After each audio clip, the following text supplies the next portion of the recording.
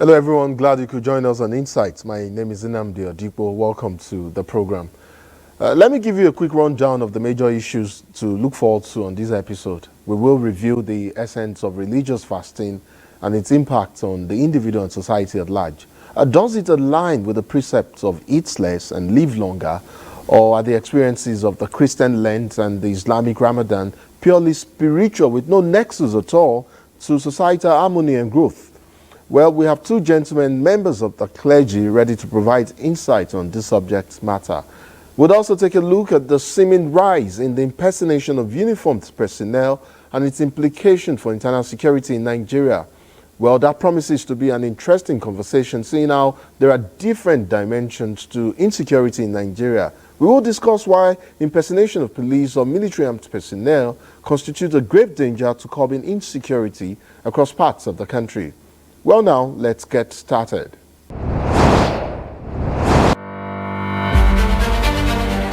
Whatever the issues are, the National Assembly is constitutionally empowered to scrutinize, however complex or intricate. We have involved all the academia, the members of the academia. We have involved the academies. Be it government policies or in fact any issue of public concern. Our job is to help you gain clarity and make sense of it all. This is not really healthy for our democracy. There's a lot of agreements in terms of who has been in power longest and who becomes the governor of the state. It's also in the quality of food being consumed. After all, perception is insight. And gaining understanding is also getting insight.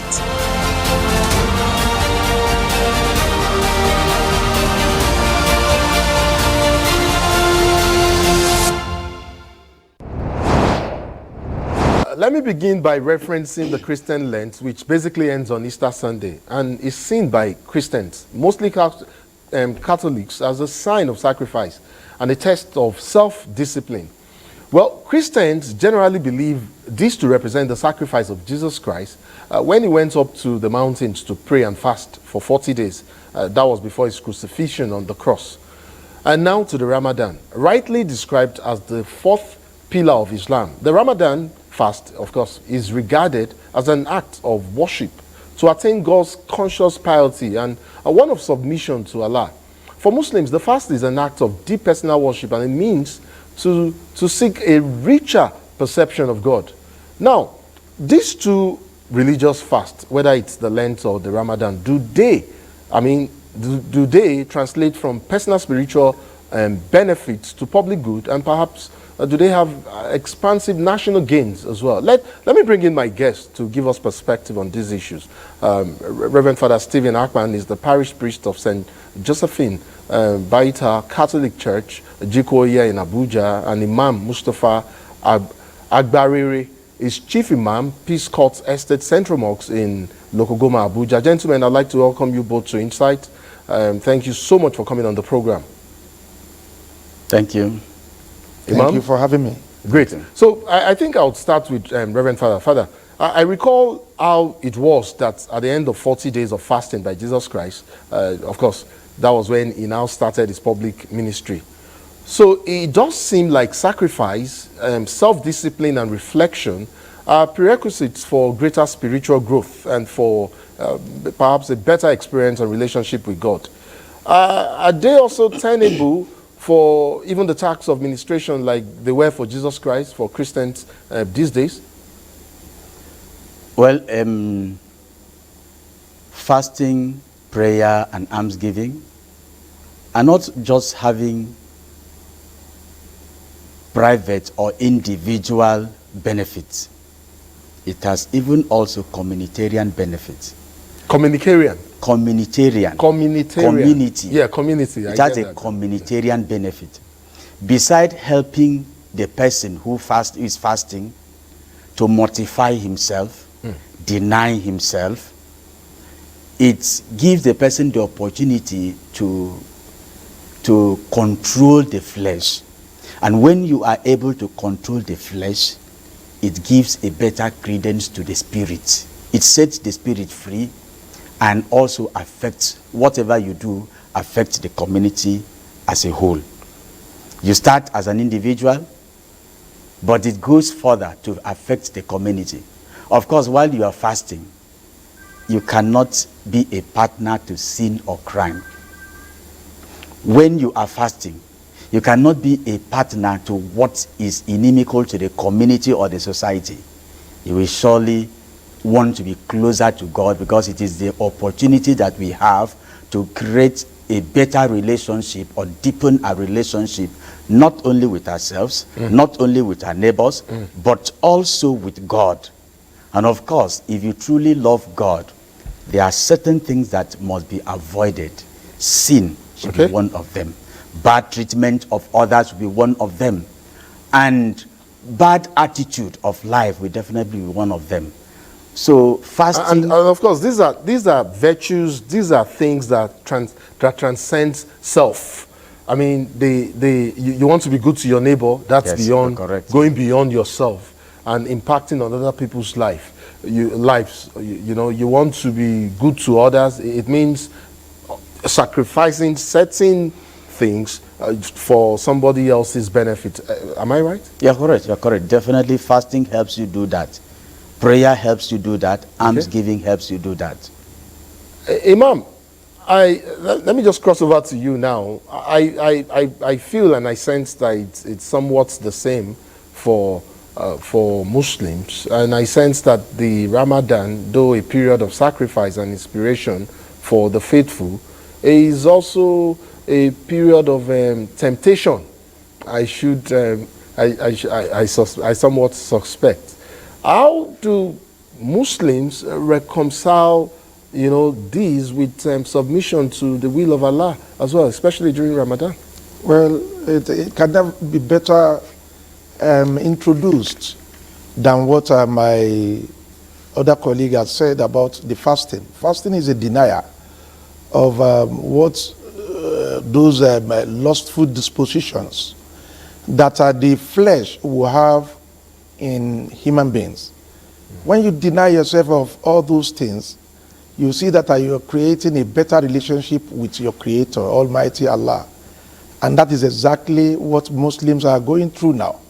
When you deny yourself, you are submitted to that person, because God Almighty is not with you.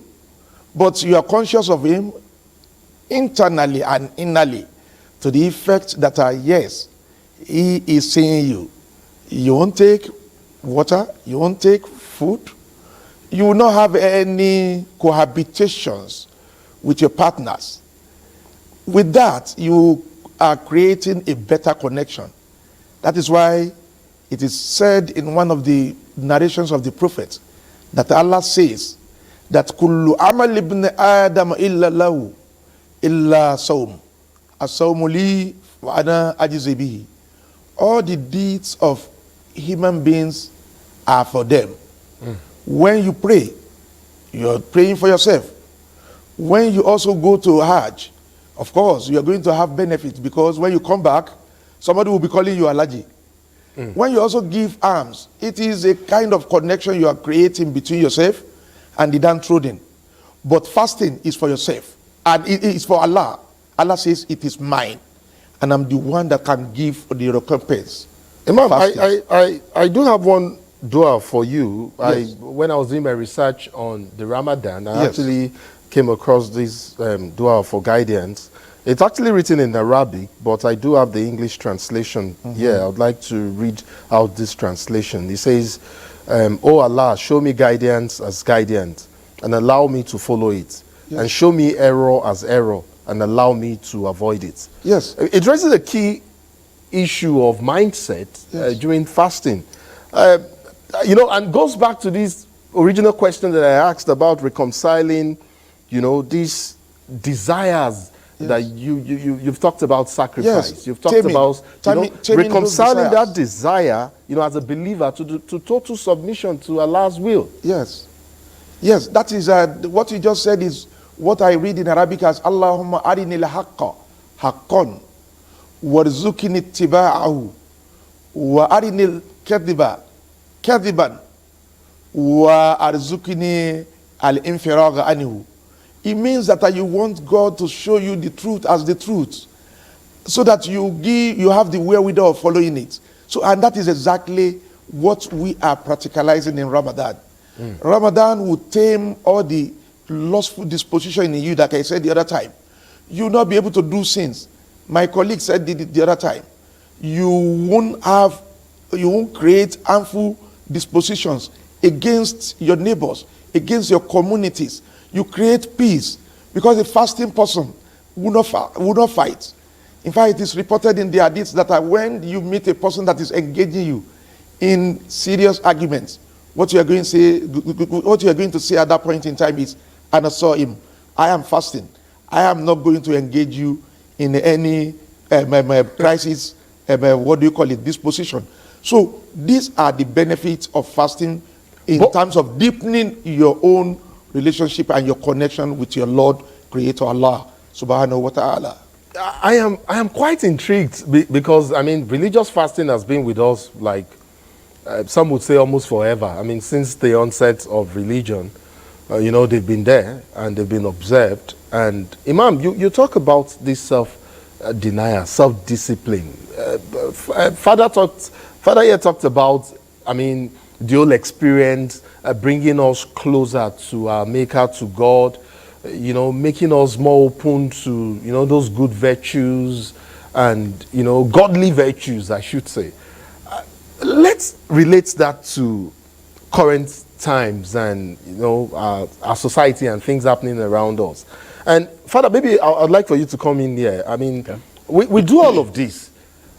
And yet, in spite of this supposed purity, like supposed godliness, supposed path that was supposed to tread this whole period, I mean, do we see that resonating in the larger society? Do I go out now and I drive down the road of Gaiki and I see, because of this whole period of religious fast and how people are, I don't see people break the law, cross traffic light when it's red. I don't see somebody shouting at his neighbor just because I blocked or I barred his way for a few seconds. I mean, do we see that resonating? Do we see that godliness out there, resolute and resounding in the larger society? Thank you. I think at different times and different places we find them. But we may not be able to find them in all the places and at all times. The reason being that we are created differently. The differences in human nature, our attitude, even our understanding of issues. There are people who are deeply involved in the religious fasting within this Ramadan and within this Lenten season. And nothing distracts them. They do it well.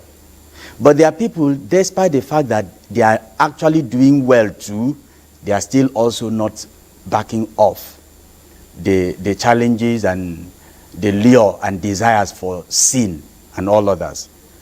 Of course, there are people who also find glory in breaking laws and things like that.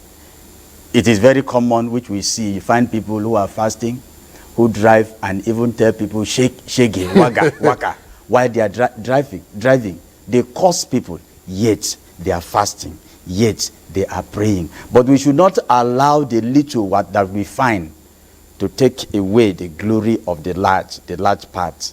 Because whether you like it or not, there are many people who are actually making effort to keep to what is sane, especially when it comes to this fasting and the observance of Lenten season and Ramadan period. There are people who are making effort. There are also people who are not really making enough effort, and they are actually not struggling. But we continue to tell them, we continue to encourage them, we continue to talk to them. After all, God has given all of us what we call religious freedom. That is how they have chosen to use their freedom. But we will not relent in asking them to come back to the Lord. That is what the whole of this season is about. That is what Ramadan is about, and that is what Lent is all about. A season to return to the Lord and let go our past and begin afresh for the future. Imam, I'd like for you to jump in there and add to what Reverend Father has just said, yes. Because it would, and this is just my opinion, If the lessons of Ramadan, say Ramadan, is not being exuded by the faithful, is not being practiced by the faithful, is that still fasting or is that just mere starvation? I mean, in your own book or in your own opinion, what does that now translate to? My book, Al-Quran, is on the same page with the book of the Christians, that is the Bible, with respect to the observation of the fasting of Ramadan. The pastor has said it, and I can't even less agree with him. I have to agree with him completely. Some people, they fast, but they're not going to get any reward from that fasting except denying themselves only of the food and the drinks. That is the only thing that they are denying themselves of. They are not going to get any reward. The prophet said it, that fasting, some people are going to get just the hunger as their own reward in fasting. If they don't do it perfectly, there are rules and directions of on everything we do under the sun. We have the don'ts and the do's. You just gave a similarity of the person or the people who violate the rules of the road. Yes, it's one of those. I mean, just things. as an example. As an example, yes, as an example. There are other acts. So as many well. examples are also there. Some people engage themselves in fracas.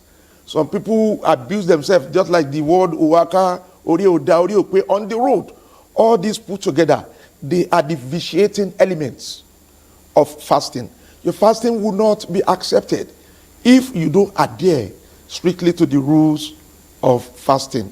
Father, there's a side to this whole exercise, of fasting, and I would like for you to talk about that. I mean, I'm sure you're familiar, I don't know if you are, with this cognitive dissonance, the body being used to having food at certain times of the day, certain number of foods at certain times of the day. I'm wondering, I mean, in the context of what we're discussing now, fasting, of course, I know it's not starvation, by the way, but it also denying one's body certain pleasures and certain things that the body ordinarily is used to. When it comes to this whole issue of cognitive dissonance, doesn't that disassociation, the body now trying to experiencing some withdrawal symptom as a result of not having what it is used to at certain times of the day, this disassociation, doesn't it reduce the spiritual goal or ramification of the fast?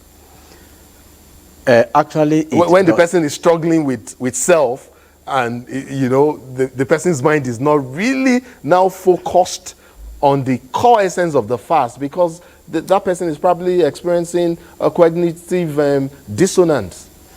Actually, it does not reduce the quality of the fast. The reason being that is the center and the reason for the fasting. Sacrifice. Okay. It is meant for the person to sacrifice. And you cannot sacrifice anything that costs you nothing. Of course, you enjoy eating, you enjoy drinking, you enjoy your food. For you to sacrifice, it means that the sacrifice must have a value. And in this case, the value of what you're sacrificing is that satisfaction and the joy that you have from it. So it does not in any way, rather, it goes to contribute to the spiritual well-being, development and sustenance of the person that we are talking about. So it does not in any way depreciate the value of the fasting itself. So if a Christian is fasting, and because in Christianity we can drink water, yes, while we are fasting. Okay. You can drink water, and in fact certain people are exempt from this fasting, like children, those who are sick, those who are on medication, those who are above 59 years and those 59 and above. They are actually not so much encouraged to fast, but all others are encouraged to gain the spiritual benefits, to mortify, to punish the flesh in order for the soul or the spirit to be better. Punish the flesh. Yes. Imam, would you like to add to? Yes. Add to what? Yes, there is a monster in men. That monster is what drives us to do some evils. and that is the flesh. So that monster can only be punished, can only be chained by deniers.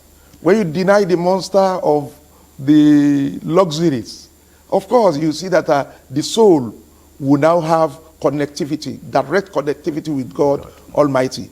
It is soul is the connect that we have with our God, not this flesh, because that is why when we die, the flesh will rot away, but soul will be the one that will face the questioning from God Almighty. So, in order for us to earn the holiness and the connectivity with the Lord Almighty that created us, we have to sacrifice. So that is why I will see it from the angle of another saying that tough times will never last, but tough people will last. It tells you that during the fasting, you have to toughen yourself up. You have to be resilient against all things that are luxurious inside you before. You tell the body that body, I have to follow my God. I'm leaving you for now. God is telling me so, to Imam, do this. can I ordinarily turn a difficult and hard time, maybe like now, Yes. I do not have money in my pocket Yes.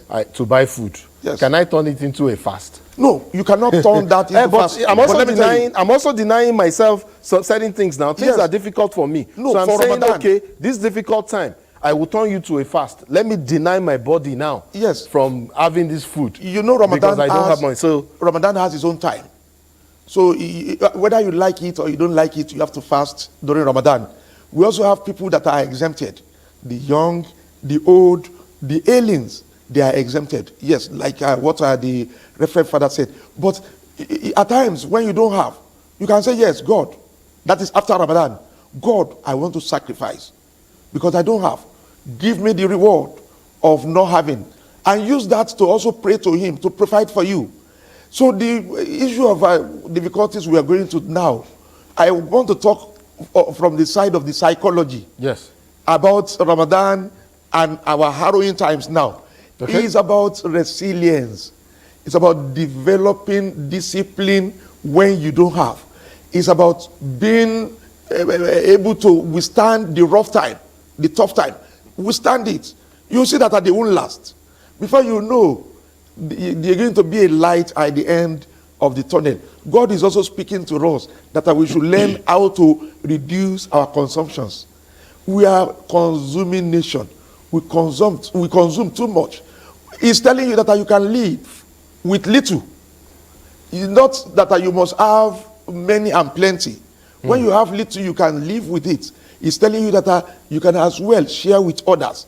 Those things that you are amassing inside yourself, inside your home, and the one that you are gulping every day, share with people. That is another psychological development that we are going to get from the fasting, apart from the spiritual. Share with people.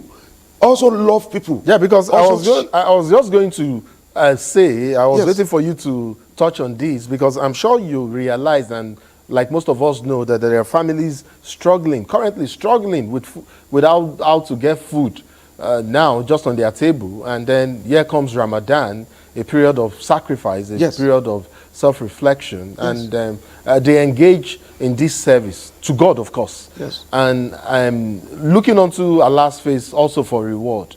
And they do not have food on the table. They do not, when the fast ends during the day, they're likely not to even have something to eat, maybe not even water to drink. What is the message out there for people, at this time, even for families impacted and for families who have, who ought to share with families who do not have? Yes, apart from fasting, it's a month of charity. The month of Ramadan is telling you that you should love one another, share with people, reduce your own consumption in order to save for other people, not to save for yourself. In fact, it is recommended that if you're fasting and you also break a person that is fasting, you're going to earn the reward of the fasting of that person, and it will not affect your own reward, the reward that you are going to get. So this is the month that when you give people food, God will multiply his own blessing on you. It is recommended. Give people iftar. That is why you see we go to the mosque when we're breaking our fast. You don't do the one that you take only and your family alone. No, break the barrier. Allow people to come to your house.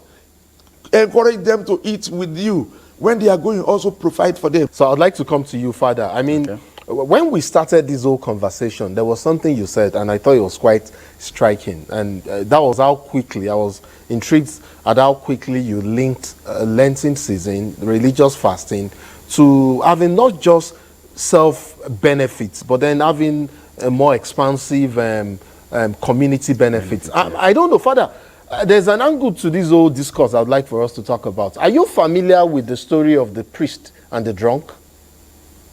Have you heard the story? Maybe if not, I can quickly tell you the story as well. You know, there was a priest that sat opposite a drunk in a bus, in a moving vehicle one day. The drunk was struggling to read a newspaper in the vehicle.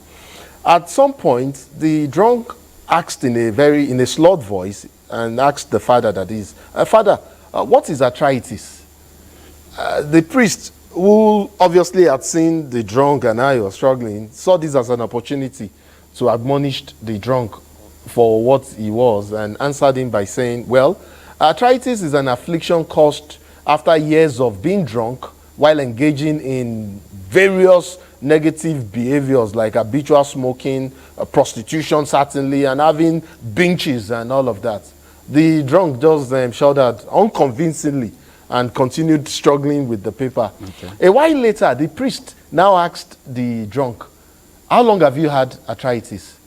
The drunk raised his head and replied, I do not have arthritis. It says here in the newspaper that the Pope has arthritis. Well, that may seem funny, but I want to think that would have been a teachable moment. And it is a teachable moment for us all, Father. Sure. Even now, as we head towards Easter, which is just maybe a couple of days away from now, and Christians see Easter as the cornerstone of the Christian faith, because without Christ dying on the cross and rising, I don't think there would have been the Christian faith. Sure. How important is it not to judge by sight, but but by faith? And what is the lesson for us all as people, even now? I remember, we're not just talking, and I liked how you started. Remember, I said I liked how you started by taking it away from personal self and making it into something much larger. So even now, as things are, for us as Nigerians, not just for Christians, but all children of God, both Muslims, both the traditional worshippers, including the traditional worshippers, I should say, and the atheist, inclusive, who does not even believe in the first place. I mean, what's the lesson for us now? Putting that story of the priest and the drunk in context. Well, because we are trying to bring it out and let it have a larger implications to the community and not just to an individual. I feel personally that it should relate not just to the self, but also to others. Because in Christianity, fasting cannot be complete except it ends in charity. And charity we are talking about is not charity to the self. Yes. It is actually charity to others who are in need. And not judging them by their situation.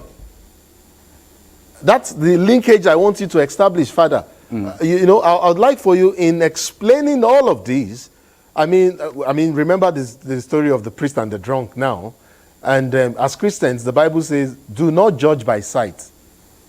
Right? Or do not, the Bible is actually quite explicit on this issue. We believe not by sight, but by faith. By faith.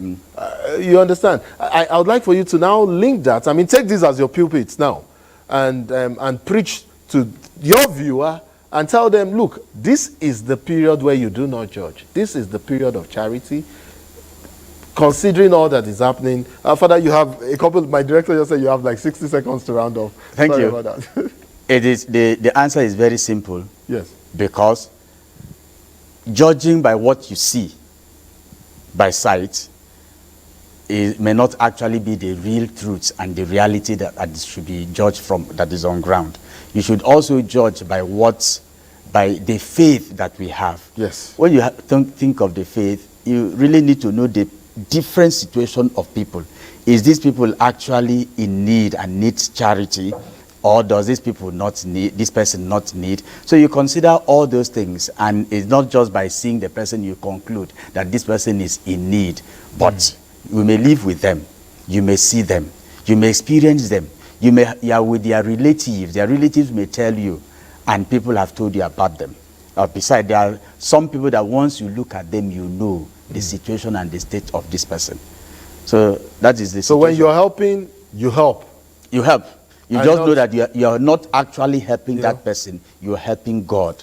In concluding, Imam, because we're totally out of time now, I'd like for a very quick response to this last question, and that's in concluding. I mean, based on your knowledge and capacity, you know, as a religious guide, as a leader, I want to, is fasting a different experience for the elites? And I'm not just talking about, or rather, I'm talking about all grades of elites now, including those in politics. I mean, because, of course, we've seen there appears to be this nexus between religion, spirituality, and political elitism in Nigeria. So it would now seem somehow that the fast is somewhat different for the elites. In these holy months, both for Christians and Muslims now, we see and we bear witness to the interplay of religious identity and elite hypocrisy in our national life. Even now, Imam, even now, how disturbing is that for the clergy when you see some of these things like, you know, you've talked about charity, you've talked about, and yet you see certain class of elite, you know, behaving somehow and somewhat not reflective of the teachings contained in the Quran as it concerns the Ramadan. Yes. My take on that is that, you see, in this country... Very quickly. Yeah, in this country, we tend to be religious without being godly. Godliness is on top of religiosity. There is a problem. People who say, I'm an imam, I'm a pastor, I'm an alaji, I am this, I am alaja. But yet, they do things that are different, including our political class.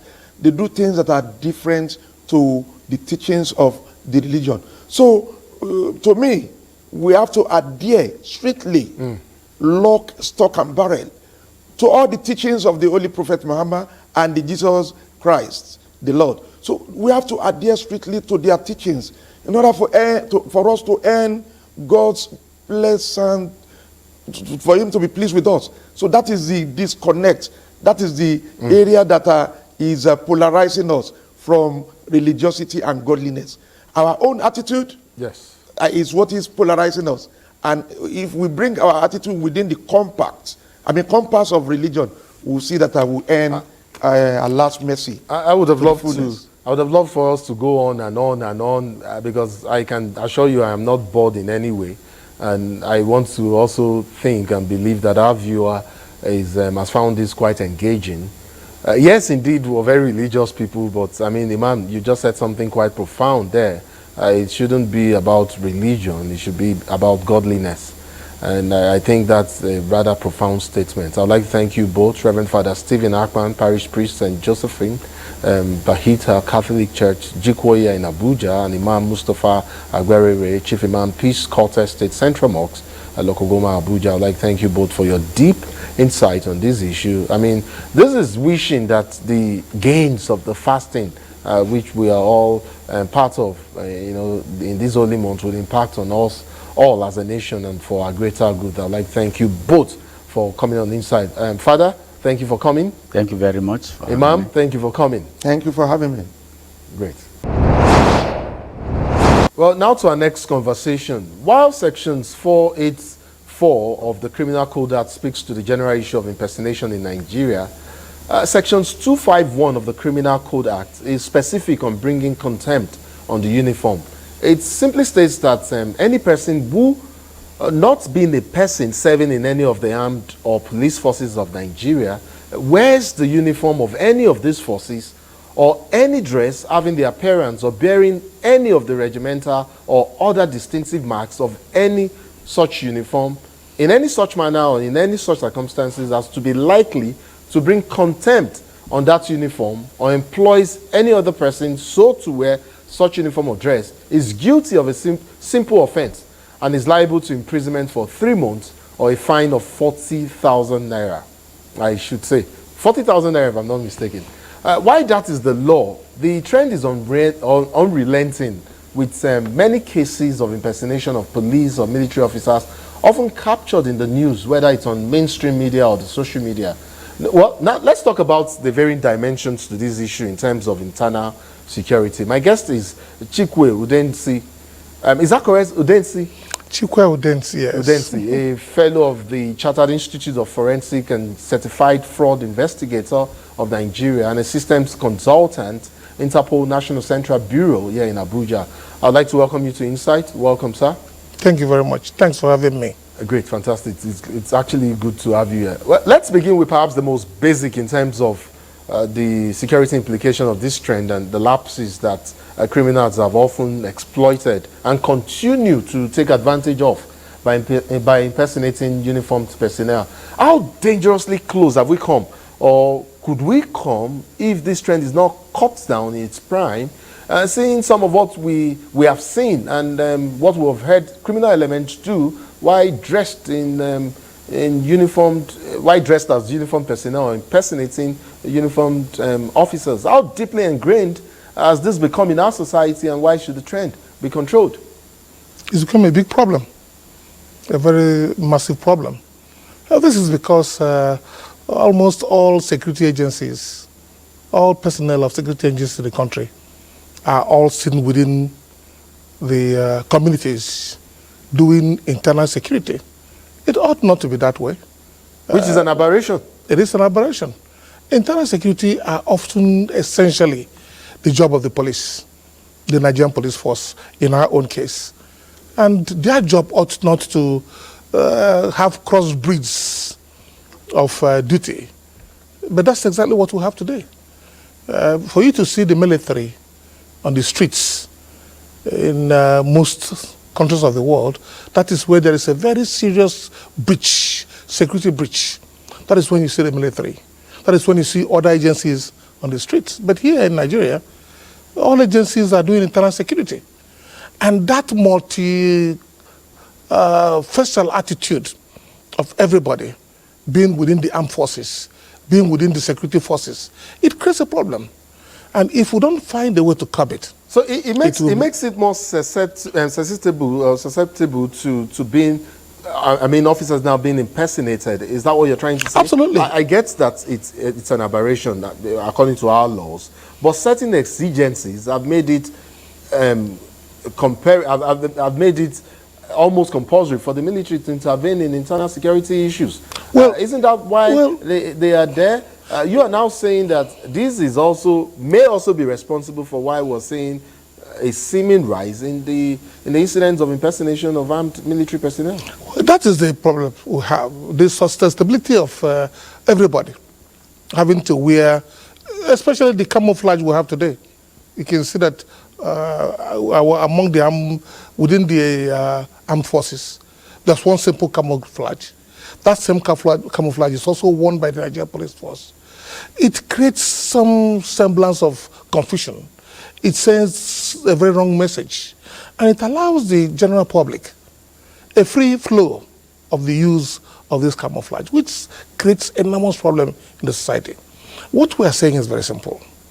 Let us have a complete and clear internal security mechanism that is being handled by one specific arm of the forces, the Nigerian police force. Let them do the job of internal security. If they do the job of internal security, the issue of easy access to the uniforms of the police and also the easy access to even arms and ammunition will be sizably curtailed to a large extent. But that's exactly what problem is often associated with having all facets of the armed forces on the streets of the nation. It creates a problem, confusion, total confusion. Well, I get that, and I can relate with what you're saying, but I do also know that they have distinctive uniforms for certain cadre of officers within some of these forces, whether it's the police, whether it's the army or the navy or the air force and all of that. But the point being that, look, that they are, even at that, we still see certain elements, criminal elements, impersonating certain cadre of uniformed officers. But having said that, and having established that, I look at certain provisions, or rather the provisions of the Criminal Acts Code in that section 251 that I reeled out earlier, and I look at the punishments stipulated there, and I wonder if that is even enough as a deterrent. Do you also wonder about that as well? I mean, 3 months and absolutely. I do naira. not think that's enough deterrent. When we have some of these laws made over the years, when those values of money were relatively very high, Yeah. if things change, we should change them. Right now, that amount of money makes nonsense of a sizable deterrent of somebody who have impersonated as a law enforcement agency, law enforcement agency personnel. But let us look at it from this angle too. I know about the Nigerian police force. Yeah. The policemen buy their uniform from the market. It's in the market. This ought not to be the case. When you allow... Because it opens up an avenue. Yes, it opens up a clear avenue for people to abuse it. The policemen today, their uniform, their shoes, their cap, their belt, it's in the open market. Should I say something now? Yeah, go ahead. Let me just jump in here. Let's go ahead. You know, I'm sure you're familiar with the Louis Edet's house. That's the force headquarters in Area 11, not so far from the headquarters of the NTA. Yeah. This is just a reference to what you're saying, Yes. what you're saying right now. So you can actually still continue with your point after I say this. If you drive down that road, if you're leaving NTA and you're driving towards Louis Edet's house, there are 2 filling stations along that route. There's the first one is Asman. Then of course towards the end of the road is where you have Total. Opposite Asman, that's why they have the police force, Nigerian police force pension commission, an office for pensioners or something, and then there's a police secondary school somewhere around there. I'm not trying to spoil anyone's market, but that place, just in front of that place, is an open market for police uniforms, police boots, and police apparels, as it is. And I am saying this, I mean, with no doubt, absolutely no doubt, because I have seen that not once, not twice. I mean, you see the trucks parked there. I could easily go there without an ID card and purchase some of this apparel. Well, that's my area. I'm the systems consultant of Interpol. You may not have known. I actually did introduce you as a systems consultant. Yes, I'm in charge of the Interpol system. So that my office is there. I'm running the Interpol systems there. So I know exactly what you're talking about. We have raised this issue over and over. We have raised the issue of having these apparels, security apparels, not just the police alone. Almost all law enforcement agencies in the country, and also the military, their apparels are being sold in the market. We have raised this issue over and over.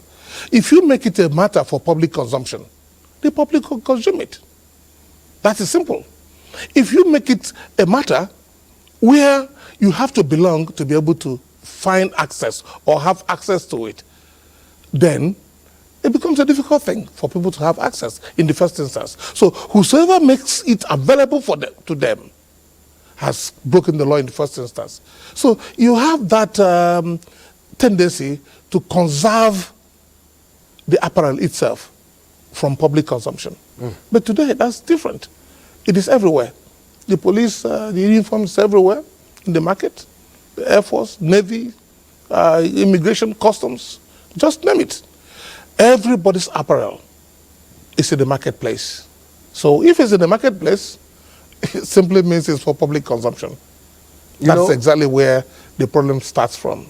There's this school of thought that also appears to believe that this whole trend, of impersonation of uniformed personnel, whether it's the police or the army, is driven by a WAP mentality. This rather WAP mentality that only uniformed personnel have access to certain places or could easily get certain things. So they need to. Is the mentality warped? It's not warped. It's a right mentality. It's what we have. Of course, yes. But the military and the police and others are confined to operate within the laws.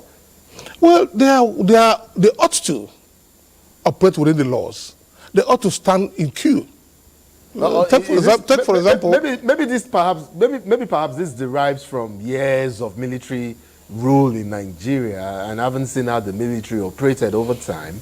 It's ingrained this mentality in certain Nigerians, by the way, not all Nigerians, that dress in army uniform, you can go here, you can get this, you can enter a filling station, no queue, go straight to the front of the line. Let us call things by their proper names. The truth is this: today, once you are dressed in that uniform, you have access to almost everything. That's the truth. Even where you ought not to enter. So it's a driver. It's then a driver for the trend. Absolutely, that's what I'm saying. If you today want to go to queue at the petrol station, gas station, whatever you may call it, and then you have a police uniform with you, you don't have to be in the queue. You just jump the queue. And nobody asks questions about that. So if you attach those advantages, if you attach those importance to that uniform, well, there are benefits that come with those importance. And those benefits, everybody wants to have. But in some other crimes, in some other areas, yes, there are benefits accruable, not just to serving, but even to veterans who have served their fatherland. And in some places, like, say, the US, for instance, where people dress, normal average civilians, civies, like they're called, dress in military apparel, or they wear something like an insignia of the police force or something.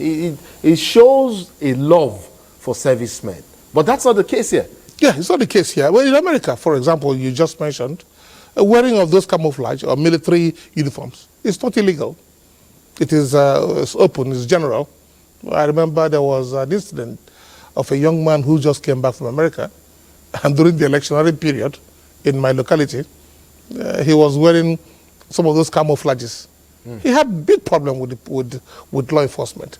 So in America, yes, it is open. It's all commerce arrangement. Anybody can wear any uniform. But it is always easy and very, very clear that you do not get extra benefits for wearing that. Okay. That is the difference here. That's the difference. Yeah, here you get enormous benefits. You are not stopped at traffic lights. Whether it is a traffic officer that is there or the traffic light that is there, they don't stop at traffic lights. They don't queue. They don't take turns in doing things. So if those benefits are available for that uniform, well, it's a common understanding that where those benefits are available, people would like to explore those benefits. So, sir, are you then saying, if I'm not mistaken, that in trying to reverse this trend, in curbing incidents of impersonation in Nigeria, or impersonation of uniform personnel in Nigeria, we may need to start within these organizations themselves. We might need to do some sort of internal purging and cleansing first, yes, to rid these organizations of certain privileges. A society where you abuse, you give enormous extraordinary benefit, you give undue advantage to whoever is wearing uniform. Anybody who is wearing uniform can break the law and nothing happens to him. There are those benefits people want to have to. You see, those who are wearing those uniforms, they intend to achieve those benefits that those who ordinarily are entitled to it are also having. That's exactly what we're saying. But if we have a society where whether you are in uniform or not, whether you are wearing all kinds of apparels, you must take the cue. If there are no benefits attached to those uniforms, you see that there wouldn't be much attention to it. But that's not the case in Nigeria. Once you wear that uniform, you don't stand on the line, you have extra benefits, you disobey the laws, You have nobody to query you. With that tendency, people are bound to disobey or take those apparels for the benefits they get from them. And that's how we see criminal elements exploiting the same avenue to don these apparels and then perpetrate dastardly nefarious acts in society, and then susceptible and innocent Nigerians, vulnerable Nigerians, fall prey to their to some of their works, their nefarious works. I mean, the laws are clear, like we talked about earlier, on what it means to adorn or to wear. It's called contempt on uniform right now. And yet, I don't know if you have an opinion on this. I see skit makers, sometimes donning a semblance, maybe not the real one, but a semblance of military and police uniforms. I'm not talking about professional actors now, because I think there are laws about that as well. So not professional actors. I'm actually talking about these social media skit makers and skit actors donning them. What does that also translate to? Doesn't that somewhat translate to contempt on the uniform as well? Is that not making a ridicule of these organizations and agencies, as it were? Yeah, look at most of the comic artists. When they wear police uniforms, they make nonsense of police work. And to some extent, because there is not enough deterrent against it, there's no enough enforcement. Of course, yes, that's the problem. In law enforcement, we believe that where there is no deterrent, there's no proper enforcement. If you don't put sizable deterrent, the breaking of the law will continue.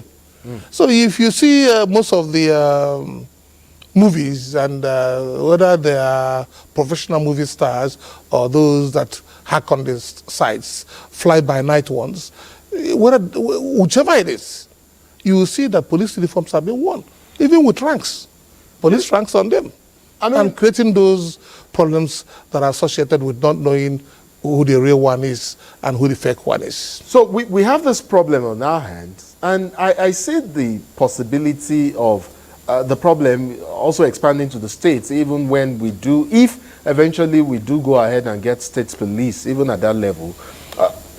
At this point in time, while we're preparing, and thinking of how to go about state policing, what format and what structure it will take, shouldn't that also be part of the equation as well? How to perhaps close that gap, if and eventually when we start and take off with state policing at that level, at state and local government levels? Well, I've always been opposed to state police, especially to the extent to which you give command and control of arms and ammunition, and also the personnel that handle them, to governors. I'm totally opposed to it. I don't know the concept. The issue of state policing. I don't know the concept of the state policing you're talking about, but what we have always encouraged is let the policing get to the people. We have let it be a community policing project. As many communities as we have, let us have the community policing projects with them. That is exactly what we have advocated, because taking policing to the people is the best that we have today. We have always agreed. Everybody knows that what we have right now, as it has to do with internal security, with the Nigerian police force, is not enough. It does not suffice. True. Everybody is very, very much opposed to the situation right now. We have all asked for other ways to make sure that policing reaches the people. I'd like to thank you so much for coming on Insight. Chikwe Udensi Fellow, Chartered Institute of Forensic and Chartered and Certified Fraud Investigators of Nigeria, and also Systems Consultant, Interpol National Central Bureau here in Abuja. I'd like to thank you so much for coming on Insight. Thanks for having me. I'm greatly honored. And that's it on this episode of the program. Do join us same time next week for more on Insight. My name is Nnamdi Odipo. See you then.